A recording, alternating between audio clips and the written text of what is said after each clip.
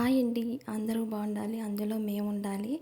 ఈరోజు నేను గుత్తొంకాయ కర్రీ చేశాను, చాలా సింపుల్గా. అదే మీకు కూడా చూపించేస్తాను, ఒకసారి చూసేయండి. వంకాయలు శుభ్రంగా కడిగేసుకొని, గుత్తొంకాయలు చిన్న చిన్నవి తెచ్చుకొని అవి శుభ్రంగా కడిగేసుకొని 4 భాగాలుగా కట్ చేసుకొని ఉప్పు రాసుకోండి. ఉప్పు అందులో రాసి పెట్టుకున్న తర్వాత ఒక బాండీలో ఆయిల్ పోసుకొని ఇలా వంకాయలని కొద్దిగా వేయించేసుకొని ప్లేట్లోకి తీసేసుకోండి. ప్లేట్లోకి తీసుకున్న తర్వాత అదే బాండీలో ఉల్లిపాయలు పచ్చిమిరపకాయలు వేసి బాగా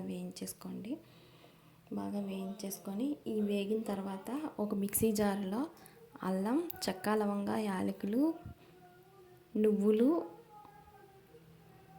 కొబ్బరి వేసి ఒక ఉల్లిపాయ కూడా వేసి బాగా మిక్సీ చేసుకోండి. మిక్సీ చేసి బాగా వేగిన తర్వాత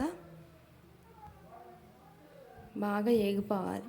బాగా ఏగిపోయిన తర్వాత ఇందాక మనం వేయించి పెట్టుకున్నాం కదా, అవి గుత్తొంకాయలు అవి కూడా తెచ్చి వేసేయండి. వేసి కొద్దిగా కలిపేసి కొద్దిగా నీళ్ళు పోసేసుకోండి.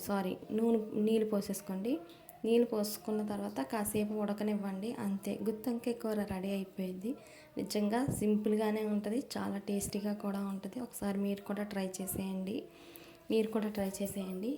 నచ్చితే ప్లీజ్ నిజంగా ఒకసారి ట్రై చేయండి.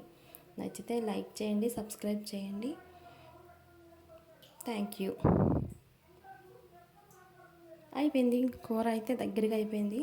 అదిగో చూడండి, నూనె కూడా పైకి తేలిపోయింది కదా. చాలా చాలా టేస్టీగా ఉంటుంది. చాలా సింపుల్గా చేసేసాను, చూపించేసాను మీకు కూడా. లైక్ చేయండి, సబ్స్క్రైబ్ చేయండి.